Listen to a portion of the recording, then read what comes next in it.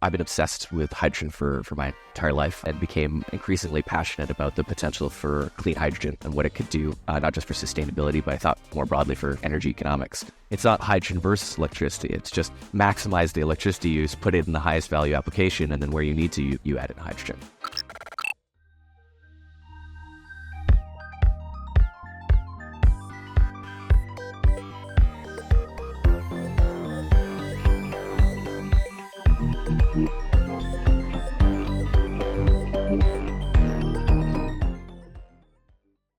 Hey everybody, welcome back to another episode of First Principles. I'm here with Simon Pickup, who is the CEO of Teralta. They're a very cool company that knows a lot and a lot more than almost anybody else about hydrogen. We're going to talk about it. We'll get all into the details of his story and how he got there and what they're actually doing and what they're supplying in just a second. But before I do, I just wanted to highlight how cool it is that this video is happening at all. The way that I found it was that my friend Andrew shared a post from Simon on Twitter. And then after I clicked on the account and basically went to Simon's profile, I saw this amazing video that he's created. We're playing it on the side right now. This is from Simon's Twitter page. So it goes into his background and his story, which he's about to explain to us right here live. So you should go check out that video and go check out Teralta. But without further ado, let's introduce you to the man himself. So here is Simon. Thank you so much, Simon, for being on First Principles. Why don't you tell us who you are and what you're building? Yeah, well, first of all, thank you very much for having me on today. And thank you, Andrew, for connecting us for this interview. So a little bit of background. I've been obsessed with hydrogen for my entire life. I grew up in North Vancouver in British Columbia, and this is back in a time where a company called Ballard was the first major fuel cell company was started in Vancouver. And so as a kid, I had an opportunity to spend time around a lot of the early hydrogen companies, and being competitive and being a bit of a geek, I wanted to compete at science fairs. And so I started building little hydrogen electrolyzers as a kid and became increasingly passionate about the potential for clean hydrogen and what it could do, not just for sustainability, but I thought more broadly for energy economics. And so ended up pursuing that. I ended up dropping out of high school to start my first hydrogen venture. Newsflash, failure. But the second one, spent about a decade working on commercializing hydrogen co-combustion technology to make existing semi-trucks run on hydrogen. And now today, I'm the CEO at Teralta, where we build a utility-scale clean hydrogen supply. Very cool. So let's get really concrete with what that means. So basically, the way that I understand it is there's someone out in the world that needs hydrogen for something, for like a chemical process or for, I don't know, you can tell us about the other reasons people need it, but they need it and you can find a way to get them it. Is that a simple way of understanding the service you guys provide? Definitely. We're the match between supply and demand is an easy way to think of that. We can talk about what the main uses of hydrogen are, but what Teralta does to make it super concrete is that we make hydrogen simple. Our job is to actually deliver clean hydrogen to an end customer for whatever that industrial application is. So it's not, you don't have some fancy way to electrolyze hydrogen. You don't have some like big, huge pipeline that you've built that you tap people into. It's really just any way that you can think of to get people that form of energy that they need, that raw material, you just get it to them. That's basically the idea. Well, we specifically build, we're end to end. We build the entire project, all the way from the production type. So in some cases, electrolysis. We'll do the production, then the cleanup, and then actually we do build an actual pipeline, or in alternative cases, we've looked at doing truck delivery, but the business today is really about solving distribution by using either existing pipeline access, or we will build a dedicated hydrogen pipeline, like our first project that we just announced in Prince George. Yeah. So you would build a custom bespoke or whatever electrolyzer for an industrial application too. Yeah. So we're specifically focused on a kind of industrial waste, what we call like stranded hydrogen assets. So these will be groups that are producing hydrogen as a byproduct. So they'll have electrolyzer facility already in place, but typically they're not monetizing the hydrogen.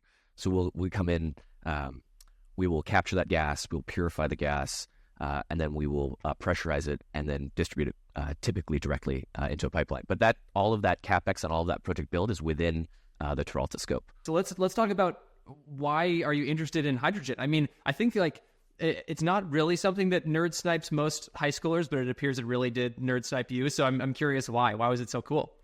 I just think that, in some ways, energy is like the ultimate lever, right? So increasing amounts of low-cost energy is really what drives GDP growth. I mean, obviously, when I was a kid, that wasn't the formulation I had in mind, but it just seemed to be something that was like super important as a kid. But as time has gone on, I've really come to believe that that is, in some sense, like the big lever. And it's rare for us to find, entirely new ways of supplying clean energy. And I wanted to spend, my time working on making hydrogen a piece of that, because in its potential is that, if we want to get to full decarbonization, in some sense, there's going to be as much renewable electricity as we can get, nuclear, wind, solar, geothermal, everything on that mix. But then it's going to go first into batteries wherever possible. And then as you get into applications that require more energy density, more storage, then you're going to look at increasing amounts of hydrogen. And so it becomes this, it's not hydrogen versus electricity. It's just maximize the electricity use, put it in the highest value application, and then where you need to, you add in hydrogen. And so that becomes the basis for what eventually will become like a fully sustainable energy system. Cool. And just to, this is like the dumbest question I've ever asked in this podcast. What is hydrogen? Oh yeah, what is it? Yeah. Do you mind telling us a little bit more? Where is so it's element number one. On the periodic table, it's like 90% of the universe, so it's in everything. The challenge is really that because it's bonded into everything, it costs time and energy and money to get it out and use it as either as a gas or sometimes as a liquid. Totally. So can you talk about that? What are the normal ways that we capture hydrogen from the universe if it is bonded to stuff normally? Yeah. So today, there's globally, it's about 100 million tons of hydrogen production. And that hydrogen is actually, the majority of that hydrogen is actually made through a process called steam methane reformation. So you're taking natural gas and you're splitting out the CO2 and the hydrogen. You're capturing that hydrogen, and then it goes into a variety of applications. The biggest uses of hydrogen currently are ammonia production and then use in refining, so hydrocracking or hydrogenation. So basically, input for fertilizer for food, so absolutely critical, and then as an input for the refining process as well. So those are the biggest ones, but that's in some sense the old way of doing it. That's using natural gas as a feedstock. What we're focused on is figuring out how to make increasing amounts of clean hydrogen. So of course we can get the carbon intensity down to as close to zero as possible. Okay, awesome. So what is clean hydrogen then? So basically, dirty hydrogen, quote unquote, would be you start with ammonia, which is an NH4, and then you break it you get the hydrogen out of it. So you start with that. You start with ammonia, and then you end up, or do you start with methane? Usually start with methane, exactly. So yeah, and so in a you way, start with methane. Got it. Exactly. And so like from a carb, we measure the cleanliness of hydrogen using a carbon intensity scale. So closer you get to zero carbon. Give you an example, like diesel's in like the 80 to 90 grams of carbon intensity, and then natural gas is somewhere underneath that, around 60. And so starting with either, I'll call it fossil-based electricity production or methane itself, you just automatically have a very high carbon intensity for your hydrogen, and that's ultimately what you're trying to avoid. So the trick is how do we do large-scale clean hydrogen production? And typically, the main approach is that you use renewable electricity, so take like wind, solar, something like this, and then you'll run it through an electrolyzer. So you split the water. You're now using clean electricity. You split the water, and now you've got clean hydrogen out. But that's today. Clean hydrogen is about 1% of the global market for hydrogen. So just to give you a sense of like how new that is, and in some sense that's the opportunity. It's like there's already $100 billion market. You're trying to resegment it by getting the cost of clean hydrogen down so that it can compete head on against a fossil based. Okay, that makes sense to me now. So if we're starting with something like methane, which is CH4, not NH4, if we want to get the hydrogen off, then we leave carbon afterwards. So we're splitting it apart and we're leaving carbon, which we don't like. Alternatively, we can start with something like water, H2O, and when we get the hydrogen off, our waste byproduct is oxygen, not carbon. So, okay, that's what it means for it to be something like clean hydrogen, is that the end product after you create it is something good, like oxygen. Is that right? Yeah, well, yeah, so that there's no, like, I'll call it like dirty byproduct, so like just oxygen's fine, but then also just that the energy use through that process was also clean. So like starting with clean electricity to do that electrolysis is critical. Okay. Even if you end up with oxygen, but you used, I'll call it a coal plant for the electricity. You're on your diesel generator. Yeah, diesel generator, exactly. No, but that's a serious thing, right? Like people that happens a lot, actually. Like coal-powered hydrogen production is actually a thing. Using Strata makes all of your identity tools stronger, connecting any app with any service that you want to use. Strata's identity orchestration platform separates the identity logic from your applications, so you can optimize existing IAM tools and manage them from a single control plane. So in short, building an identity fabric with Strata will allow you to secure non-standard legacy apps, keep your complex access policies, retire outdated identity providers, and get everything done in record time. Visit strata.io/firstprinciples and get a free pair of AirPods Pro when you share your identity priorities with the Strata team. Connect today at strata.io/firstprinciples. Let's get back to the show. Okay, interesting. And just so people are grounded again, I think you Sure. hinted at this before, like the importance of something like ammonia or whatever in the world of like how hydrogen products have really made modern society. But I don't think people really know about that. Do you mind talking about like, Haber-Bosch process, ammonia, fertilizer, that whole thing, and why it's so important for everything? Yeah, absolutely. I mean, I'll definitely share this graph with you. Basically, the Haber-Bosch process enabled lower cost, higher volume agriculture. In places which just weren't as fertile. You could basically do this Haber-Bosch process, create ammonia, and then use that as part of the agricultural process. And that there's this amazing graph which basically shows like world output of food and like density of food production, per square meter or something like this. And it's I want to say it's like a 2 or a 3x. Like it is a massive shift as a result of that process. And that's almost half of the world's hydrogen production today goes into ammonia production for fertilizer. And so that's part of the double benefit of seeking to produce lots more clean hydrogen, because if that process, we can decarbonize that entire process, we actually are going to end up also contributing to much cleaner agriculture downstream from that use. So it's like it's a double win-win. Totally.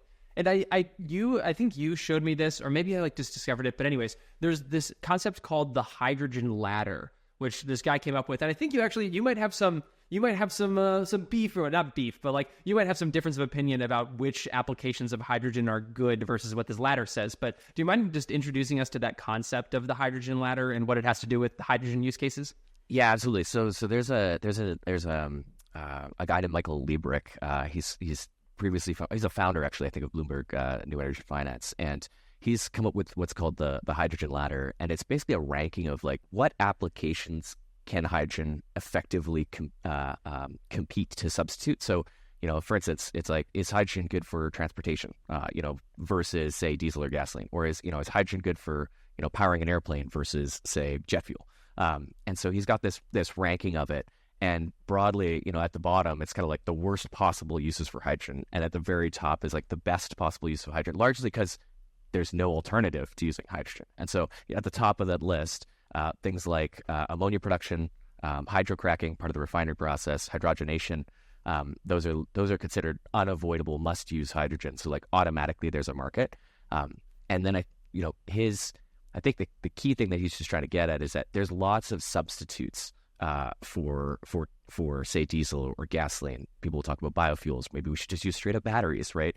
And his I think the thing that I really strongly agree with about that approach is that it's trying to puncture, this idea or this bubble thinking that like hydrogen will just replace everything. It'll be like, oh, all final end forms of energy are just going to go hydrogen. That's not the case.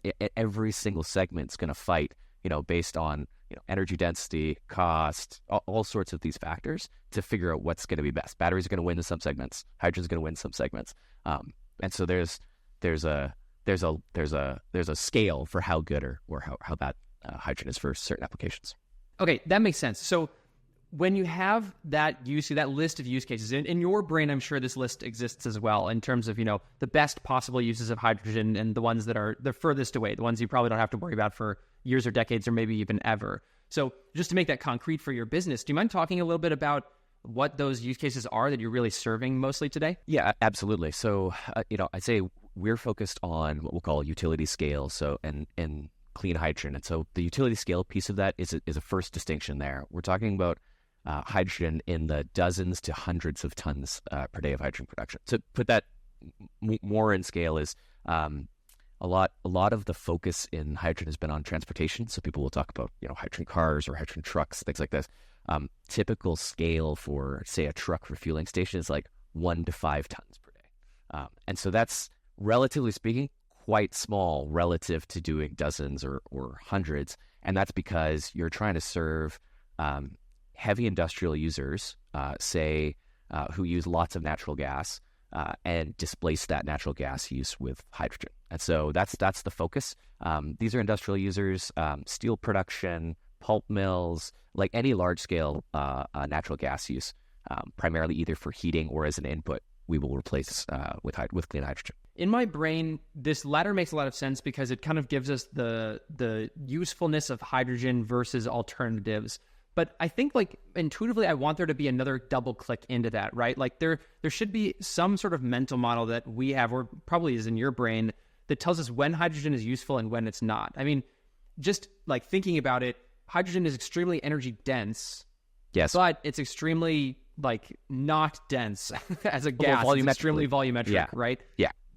Yeah, so do you mind talking about that, like the difference between energy density, like volumetric density, mass density, that all that sort of stuff? Yeah, so happy to. So I mean, so hydrogen is extremely energy dense on a mass basis. So like it's the amount of energy that you could stuff in a kilogram of hydrogen is super high. Actually, it's why when people are trying to work the rocket equation, why liquid hydrogen's at the top of the list is because it has the highest specific impulse for rockets. It's difficult to handle sometimes, and so people have chosen methane, of course. But for that energy density, hydrogen's at the top of that list. The challenge is that by volume, it's way less dense than, say, diesel or even the natural gas, and so you have to put a lot of energy into compress. If it's a gas, you've got to put a lot of energy into compressing that hydrogen into a small enough space that it can be practical. And that's been a technology challenge, and has been, I'd say, not fully solved, but solved enough to be commercial today. And so if you use hydrogen as a gas, they'll store it either in very large scale, like in a giant like cavern, or in small scale on a truck in a carbon fiber cylinder under a lot of pressure. And how do they actually do that pressurization? Giant compressors, lots more electricity. Yeah, and so different techniques for doing it. Yeah, but different techniques for doing it. But it can be relatively if it's like a giant salt cavern, which is the case for some of these utility scale projects. It can be slower, lower pressure, big volume. But if you're on a truck, then it's a lot higher pressure and use a lot more energy to basically stuff it into these cylinders. They store, typically on a truck, they store at 700 bar or 10,000 psi.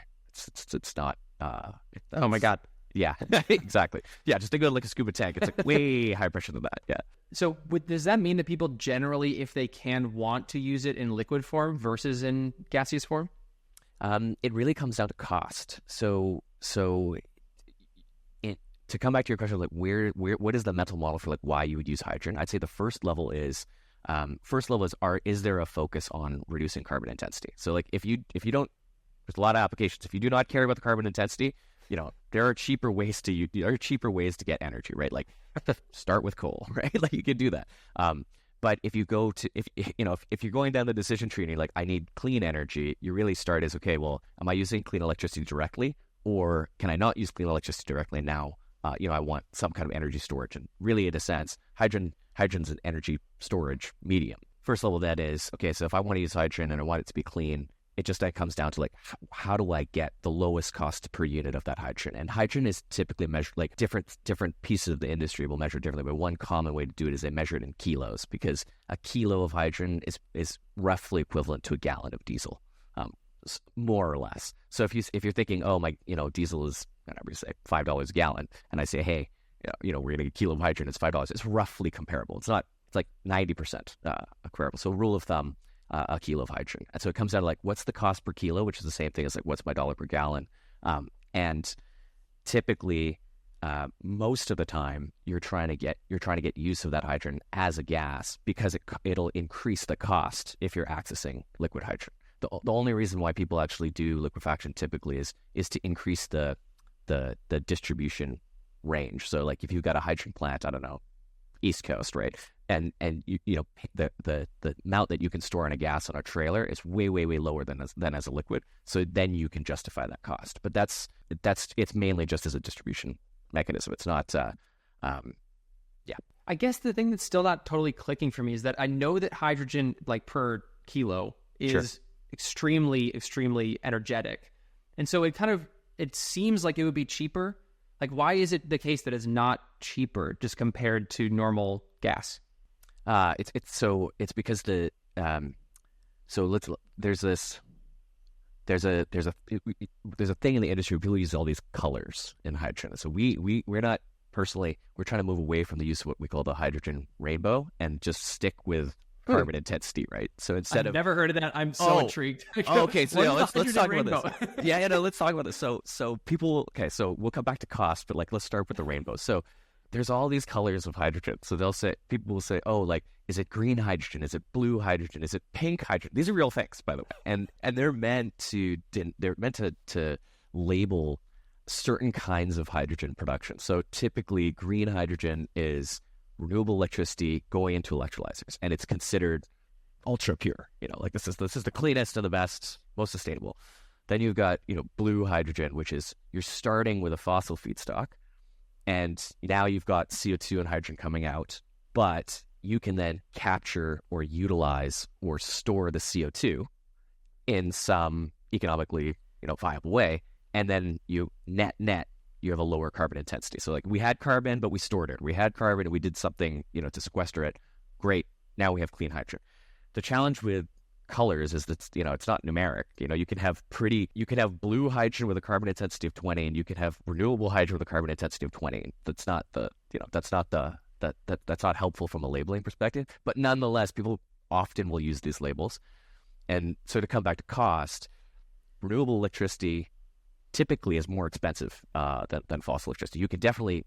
Renewable prices have definitely come down dramatically, but still, typically it's more expensive. So if you start with pretty expensive electricity and you electrolyze it, because electricity is 80% of the cost of producing hydrogen out of electrolysis, you end up with pretty expensive hydrogen. So I'll give you an example is like if your power is something like, in the range of like 10 cents a kilowatt hour, you're going to be looking at hydrogen production cost per kilo that's already above a gallon of diesel, for instance. And so that's been the challenge. It's like, how do you both get the cost down and we get the cleanliness? And we can get into why that's possible now, but for a long time, that's why hydrogen has remained, I would say, lots of study, but it hasn't achieved the broad industry scale that I think people have been talking about for a long time. Got it. Okay, so I have to ask the follow-up then. Like, why is it possible now?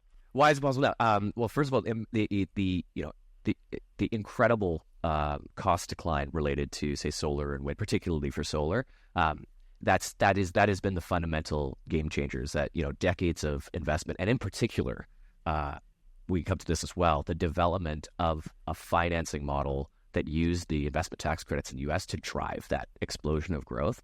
That unlock has actually created enough renewable energy capacity and at prices now that it finally actually starts to make sense to do large-scale electrolysis for hydrogen.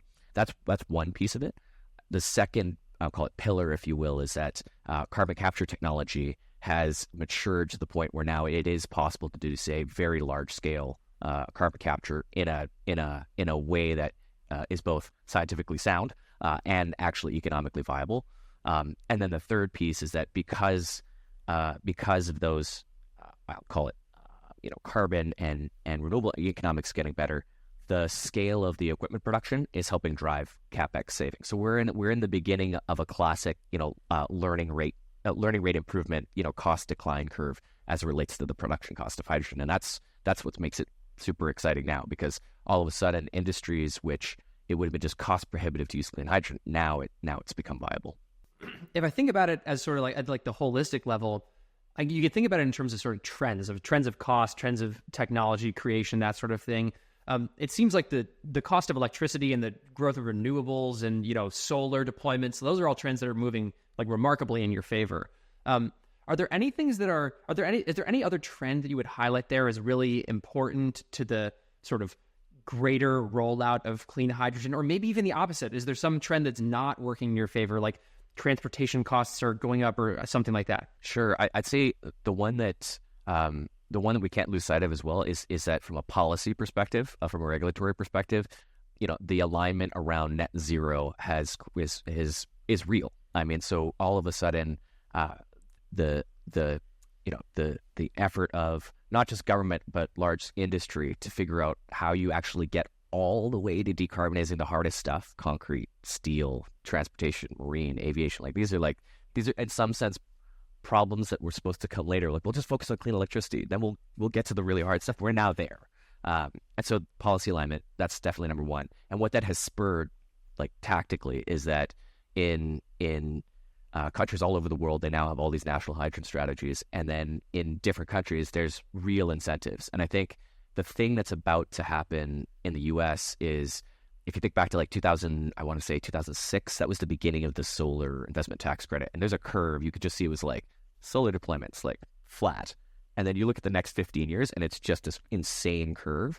We're right at the beginning of that because in the Inflation Reduction Act in the US, there is a policy called 45V, and it's insane. So at the limit, you can get up to $3 per kilo of the hydrogen incentivized. And so if your electrolysis, so let's just say that diesel competitive is $4 a gallon.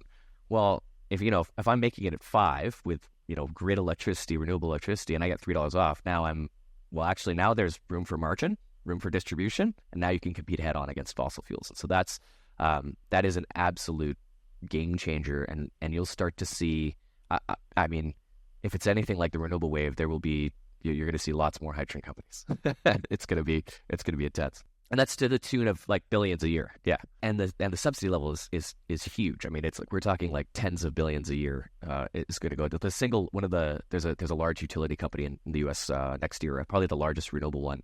They alone have a commitment that's nearing $16 billion of direct investment just based off of that credit. And so it's starting. Yeah. Oh my gosh. Wow. Yeah. It's starting to be like, you're starting to get to like, okay, like this is like game changing scale, not just pilot stuff anymore. Knowing that and knowing about the supply chain, how we're creating this, like, I think that let's hop and talk a little bit more detailed about the use cases. So one use case that comes up all the time is transportation, like using hydrogen literally as a fuel for anything, for trains or planes or cars or what have you. Do you mind talking more about how you feel about hydrogen as a transportation or like in the transportation world? Yeah, definitely. And I think it's the one that is maybe is the most part of almost the popular imagination, if you will. It's the question we always get the most, like, so when are the hydrogen cars coming? And I actually have a slightly different personal view of this. I mean, I think candidly, everything underneath of a long haul truck is largely going to be electrified. I mean, the Model 3 is an amazing vehicle, and the Model 3 and the competitors are going to own that segment. Just on an energy efficiency basis. I mean, it's just more efficient to take renewable electricity, put it directly in a battery with that kind of performance package already at that scale. There was a shot maybe 20 years ago where the scale of investment wasn't where it was today. Maybe there was a competitive opportunity there, but I think that ship has sailed for light duty vehicles. Above a light duty vehicle, as you get to like a long haul truck, it's going to be there's going to be a little bit of competition. The advantage of using hydrogen in that case is that it's much quicker to charge. You can solve some of the weight issue. And the other side is that in certain applications, you can actually make it fully dual fuel. There's a lot of commercial factors that make it difficult for large fleets to just switch over to run on a pure hydrogen, say a fuel cell truck, or even a pure battery electric truck, because not only are you switching over something that actually drives revenue for you, and you can't take technology risk. The other thing is that the infrastructure support is a whole nother order of magnitude in order to support it. Like it's not it's like a supercharger for a semi truck is a serious amount more power. A few hundred of those trucks, all of a sudden you need a substation in that area, and the grid is already having capacity constraints. So that's a whole nother challenge. And so I think above that truck level, as you get to marine and as you get to planes, there's increasing opportunity to use hydrogen for a number of reasons. Interesting. That's kind of counterintuitive that a plane would be easier to supply with a fuel cell than a car would. Like just logically, it's like, oh, we have to carry it off the ground and it has to be fully lifted versus it can just ride on the wheels. Which is a perfect segue for why synthetic fuels matters. Actually, so that's the key. So, nice. So that's actually perfect. So that's what we're focused on is hydrogen and hydrogen derivatives, because the one thing that we haven't talked about is so far we've only been talking about just pure hydrogen use, right? So it's like we're gonna take this hydrogen, we're gonna put it right in a fuel cell and turn it electric or something like this. The other, I think, less often talked about piece is using hydrogen as an input for synthetic fuels, and that is the key ultimately to doing, I'd say, large-scale use of hydrogen for heating, large-scale use of hydrogen for aviation. Actually, funny enough, this process, the Sabatier process, where you take CO2 and you recombine it with hydrogen, that's ultimately what's going to be required, say, for green methane for Starship. So, funny enough, like it's kind of like it's enormously more hydrogen use. It's just now in the form of some kind of a derivative, and that's the key, because one of the challenges that even if tomorrow we waved a magic wand and we said, okay, we're going to make hundreds of millions of tons of clean hydrogen, the challenge is that the distribution infrastructure required to support pure hydrogen use just doesn't exist today. In Texas, and the Gulf Coast, there's a couple thousand miles of hydrogen pipelines, but that's fractional compared to, say, the natural gas pipeline system.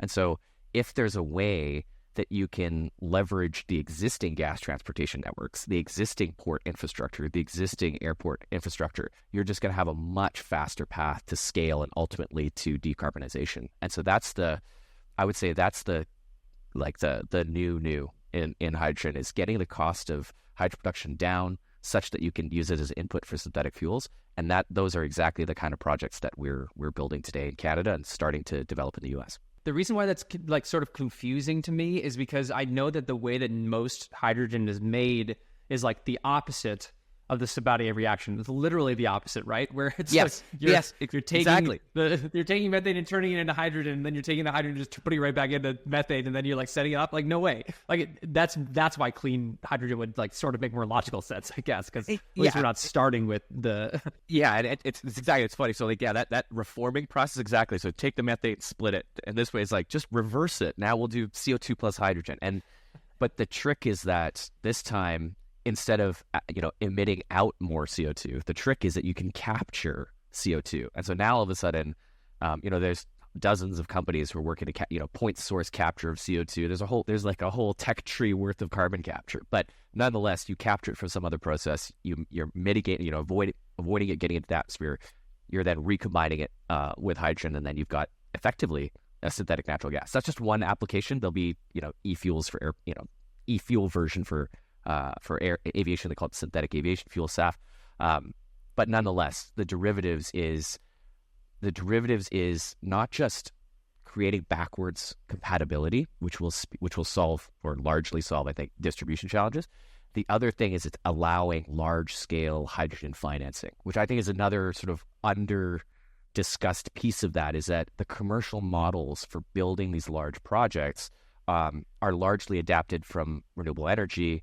And it's projects that have very serious long-term demand, often because it's a synthetic fuel, that underpins the financing. And without that, you can't get to the next level of scale. So yeah, it's totally solved distribution, enables a certain kind of financing so you can scale it, and that's why we're super excited about it. Solves a lot of the challenges for large scale hydrogen use, and gives you access to a much larger set of markets. I know that the financing is something that you guys do and that you personally, I think, care a lot about. So I definitely want to poke there. I want to tell me more about like this financing of how a normal hydrogen project will be financed today. Maybe like what do you guys do that's different or better or allows people to do it in ways that might be hard otherwise? Sure. Yeah. In our space, you're always trying to match. Coming back to the top, we're always trying to match supply and demand, right? And so supply contractually gets called feedstock, demand contractually gets called offtake, but offtake runs the game. And I think the first pass of like, should we use hydrogen? It comes down to like what's the cost of that hydrogen the cost of that hydrogen determines what end market you could sell it into. Basically, like if you can make it competitive with diesel, you could sell it into transportation. If you can make it competitive against natural gas, you could sell it in for heating. But that's like the iron law is that, for large scale energy use, it not being economically competitive means there is no offtake for it. I mean, unless there's a subsidy or an incentive to cover it. It's very difficult to get a massive industrial user for whom their energy bill is some significant portion of their cost to be like, hey, we're going to increase that by 50%, right? They're like, no, actually, we'll just keep doing what we're doing. And it sounds so obvious, but it's often overlooked. It's sort of assumed that the hydrogen economics will work out, but it's actually a very difficult problem to get. How do you get enough offtake driven by the right economics? And so coming back to synthetic fuels, now you've got, if you can make a synthetic fuel economic against whatever the fossil alternative is, let's just take natural gas for an example. Now you could have a long-term commitment from an offtaker to say they'll buy a hydrogen, say under a 10 or a 20-year agreement.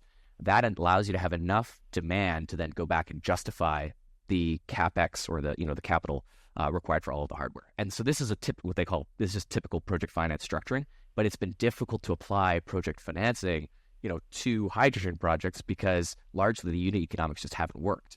And so now, finally, because of those three pillars and the market development and the demand side coming together, now you can actually pull that into workable large scale projects. So I'll give you an example: is we're working on a project where we're going to be creating synthetic natural gas, and because we've got a group that's willing to buy again long-term quantity of hydrogen out, we can then justify the capex required. And so a project like that's about 130 million Canadian, which is roughly 100 million US of capex. And so it's difficult to finance those with equity raises. you want to get a bank involved in that, and that little piece has been where so many that's been this, I'd say, gap in the market from I call it equity finance technology plays and then large scale actual infrastructure development. And that little key is, does the offtake work? Can we apply project financing? And I think it's like a hidden but super valuable thing is that the business model innovation has mattered almost as much as some of the technology developments in the last little while. What does an offtake agreement look like concretely? Does it say at this price, this amount we will buy from you? Yeah, exactly. It's literally like, how much you're going to buy. So it's like it's volume, it's time of term. How long is this contract going to be? What's the pricing mechanism? There's and then a whole bunch of conditions around making sure that those how are you going to split capital? What's the time? When's the project going to go online? What are the what representations are you going to make about the quality of your company? But the main thing, like the economic drivers, like how much, for how long, at what price, and those are always the key factor in the offtake agreements. And that's part of, they will agree, a buyer of liquid natural gas or something will agree to pay some amount of capex to help build the plant or whatever that's producing it? No, not always. Typically, it's that they're providing their offtake agreement. I'll just to make it super concrete. If someone says, I'm going to buy, I don't know, 100 tons a day of hydrogen at X price, let's just say that contract is worth maybe $1 billion over 10 years. So that you've got a contractually locked in, $1 billion of revenue. And then you can go back to either your equity groups or the banks and say, look, there's going to be $1 billion of revenue. We've got to invest, say, $100 million. And they're going to say, okay, well, the banks will typically do up to 80% of that cost. So the bank will lend you $80 million, and then you've got to go find, $20 million of equity. For that equity component, there may be your customer may want to invest in the project, but it's not automatic. That's a separate, do you also want to invest? It's a different piece of it. But that's the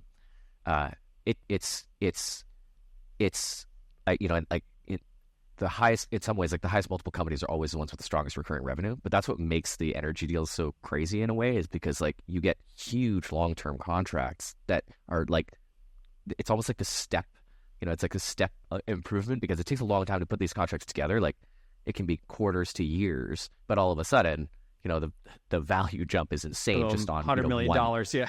Yeah, exactly. Just off of like one of these projects. So they're mega and cool, but they have their life of their own. I imagine that, just to make it personal, I imagine that makes it sort of hard from you as a business, because each of your projects is so mega. It's like the sales cycles must be long, and it must be hard to kind of like, I don't know, to ride that super like hit or miss kind of curve. I'm curious how that is for you. Well, that's actually what's driven us to focus on vertically integrating all of these pieces. So the thing about Teralta is that it's not just, we'll source hydrogen or produce hydrogen.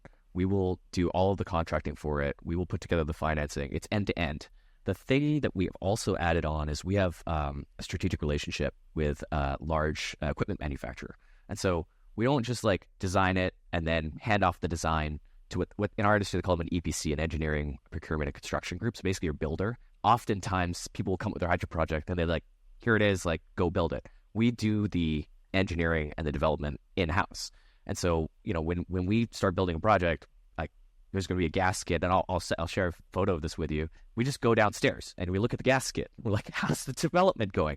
And the reason I start there is because in order to offset the some of these challenges pulling together these projects, we've brought as much as we possibly can in-house. So it is end to end, because you've got to get the supplier, feedstock side, you got to get the Offtake side, you got to get all the engineering done, you got to get the financing in place, you got to get the regulatory approvals, and that's like a handful of agreements that all have to line up before what they call FID, final investment. It's like that's the final trigger. And so our mission with this integration is basically to speed up the time of project development by standardizing the process, by controlling the manufacturing in-house, and making it so that we can bring these projects online significantly faster, as opposed to this extended process. So yeah, I think you mentioned to me in our previous conversation something about the percent of projects that actually get to FID or that are at FID after.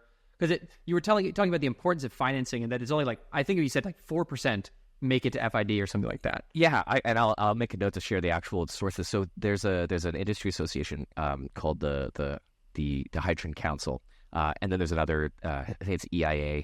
It's the I always confuse IEA. I have to interrupt and say that sounds so cool. The Hydrogen Council sounds like badass. It's like what are the other elements on the periodic table that like have their own council? It's the council. I know. We are now the gold council.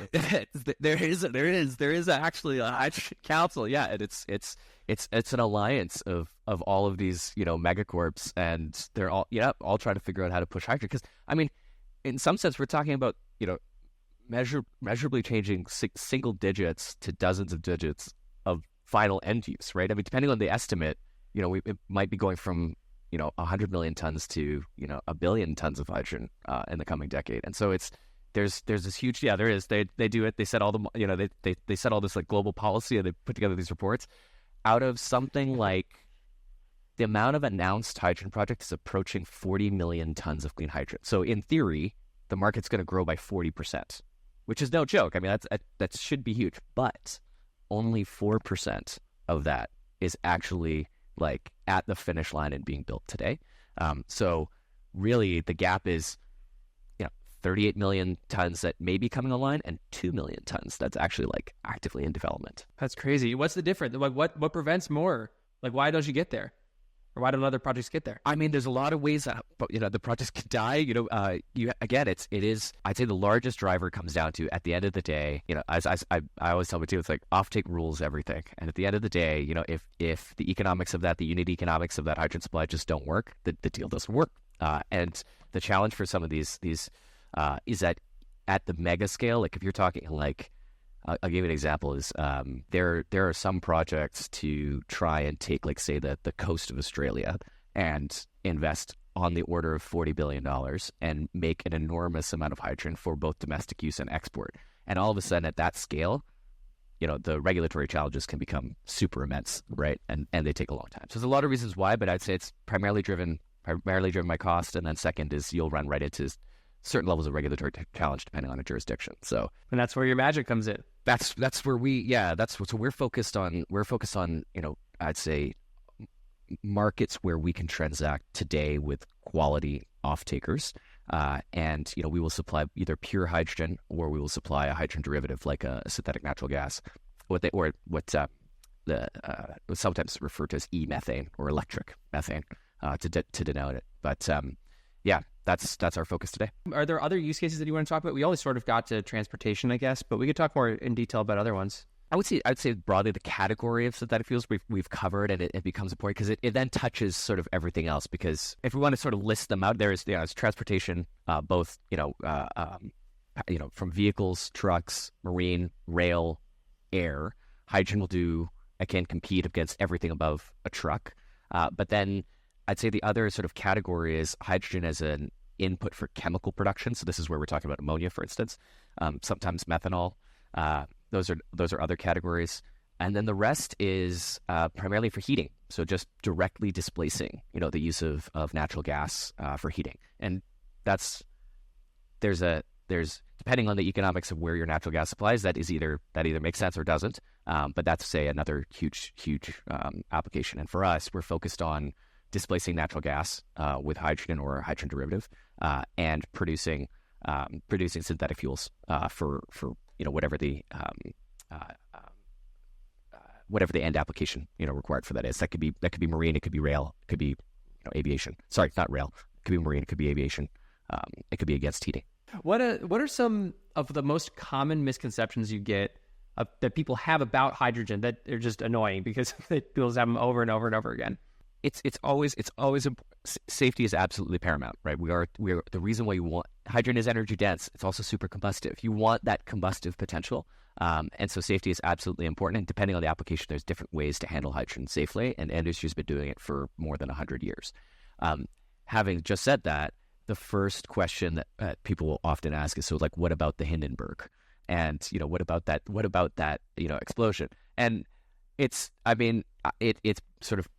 stuck in the public imagination, and it's like one of the only touch points that many people have for hydrogen. And so I would say that one comes up a lot. But I think it's not well known that there's a guy named Addison Bain who's a scientist who went to basically exonerate hydrogen from the Hindenburg explosion. Because what happens is that the hydrogen actually flares very quickly. Hydrogen, it burns extremely quickly. And so it basically like flares off. What it lit up though was the metal-based paints and the outer hull and the bladders, which were then ignited. Hydrogen's like, oh my gosh, like why hydrogen's the Hindenburg. But the reality is that yes, it might have been the spark, but it wasn't like that image of the burning Zeppelin. The crazy image of You're not watching hydrogen burn there. Hydrogen got a bad rap. Yeah, got a bad rap, exactly. And so I think the way he said it wasn't hydrogen's fault. The hydrogen just exploded right away. It was the spark. I mean, but it wasn't that somewhat imaginative right image that people have. And I think the way he said it was maybe we shouldn't paint our airships in rocket fuel. That was the way that Bain put it. And so of course now today, you don't use metal-based paints, of course, but that's time. I'd say that's like sort of the number one thing. The other one, and this is funny. So I had another thing I'm super passionate about is hydrogen directly for use in combustion, low energy efficiency, but like has other benefits. And we, for an experiment, for prototype, we took like a Chrysler 300 and we converted it so that it could run on pure hydrogen and on pure gasoline, and you could swap between the two. And one of the things that would happen so often is that people actually think hydrogen is water. And so they'll say things like, oh, well, yeah, we're just going to power everything on water, right? And I'm like, well, just think about that for just a second. but I'd say that's actually a very strong number two. Like people are like, well, wow, we'll just put water in the car. And like, there is a step in between there, but that one actually comes up quite a bit. Hindenburg, hydrogen is water. And then I'd say the third one is just all flavor of, thermodynamic braking solutions. Like people will just be like, oh yeah, well, I think there's this idea that, if you can get like small hydrogen production, I'll just get a little electrolyzer, in my car or something like this, then I can just have, low cost energy. I'll put some solar cells in the car, I put an electrolyzer. There's all sorts of schemes like this, like small scale electrolyzers on everything. But the reality is that none of that actually scales and is economic. But it comes up a lot, like the number of times where people, talk about sort of their like, I will break free from the grid and be energy independent myself. It's like, well, it's a little harder than that actually. But those are definitely three from my perspective. Did you call it thermodynamic braking? Is that what you said? It's because you're not going to get more energy out than you put in. But a lot of times it's like, well, yeah, if I just have my water device, I'll have unlimited energy, right? I'm like, you can't, like, we're all bound by the laws of thermodynamics here. Like, you can't, it's the, I guess, another way, it's like, it's like the perpetual motion machine version of hydrogen sometimes that people come up with. And it's like, no, like that's Totally. There's hydrogen all around me right now. It's in. Yeah. I'm 70% water. There's lots of hydrogen in me. I'm like, ah. All right. Are there any projects that you would feel comfortable talking about? Like, just as an example, like an example project that you're doing. I think you have one published on your website, right? The Pulp mill. Yes. Yeah. Happy to chat about that one. It's public. Yeah. That's So this is an example of pure hydrogen use. So in this project, the hydrogen is produced via electrolysis. And the hydrogen is then being distributed through a dedicated hydrogen pipeline so that it can be used to reduce natural gas consumption in a pulp mill. And so that's a commercial. I say it's our first major commercial project, and it's a demonstration that there's actually a new model for making hydrogen simple. We actually make it work for a large industrial customer. And we take care of everything from the hydrogen production all the way to the distribution to that site. And so it's we're super excited about that. It'll be the system will be online early next year, and we're hoping to I'm hoping to do one of those like drone fly-throughs through the plant, because there's a lot of I'll share some of these photos. It's a large system. It's going to produce over 10 tons per day of hydrogen, and so you can imagine. It's 2 stories of electrolyzers in a huge bay, and I'll share this photo with you. And it's just a lot of cool hardware. Yeah, you got to do it. Have you seen the video of the first-person view drone that flies through the Tesla Germany factory? Yeah, and it's like right through some of those frames. Exactly. Yeah, exactly. And it is like stamping stuff, and it gets like. Yeah, I mean, it's some of these projects, they're some of the largest, electricity uses in their region, right? And they're huge scale systems, and like the visuals are amazing. Like at this pulp mill, it uses natural gas for heating in this giant boiler. But I mean, like you're seeing like this huge combustion going on, and it's visually pretty awesome. So yeah, I'll definitely share some of the footage, the material we have now, but that's the goal, is like let's do the drone thing as soon as we can. Is there any piece of technology that in particular, like that you would snap your fingers and just have exist to help you accelerate the advent of using hydrogen, like clean hydrogen? Would it just be additional cheap solar? Would it be some sort of, I don't know, better electrolyzer or something? If you could choose any one technology, accelerated 5 years right now, which one would you choose?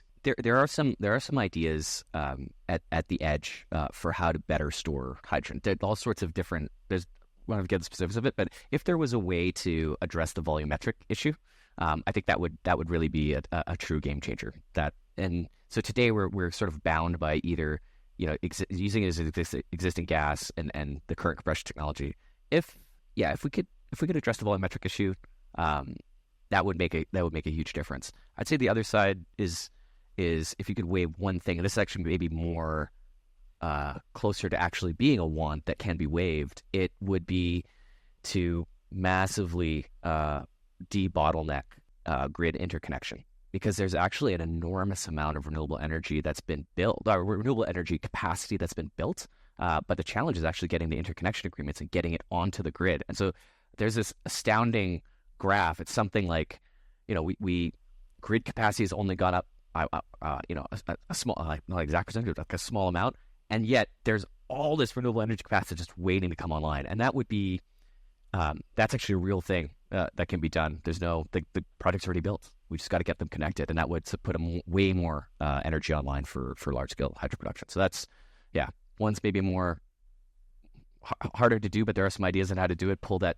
technology into the future. The other one is just policy. They totally could be done. First of all, this is awesome. We've covered so much ground. This is perfect. I'm curious, just sort of like wrapping it up, like what's different this time around? It seems like, people have been excited about hydrogen before, and it's always had this kind of chemical potential, but it seems like now is sort of unique. And I'm curious, like why is it unique? Yeah. it sounds like almost like a lame answer in a sense, like many things have come together at the right time, but they have. And so, the technology the hydrogen production technology has gotten to the point where it's mature and can be acquired at scale, and costs are falling. Massive amounts of renewable capacity is coming online, and costs are falling, and the learning rate is continuing. Carbon capture technology is mature and real, and costs are declining.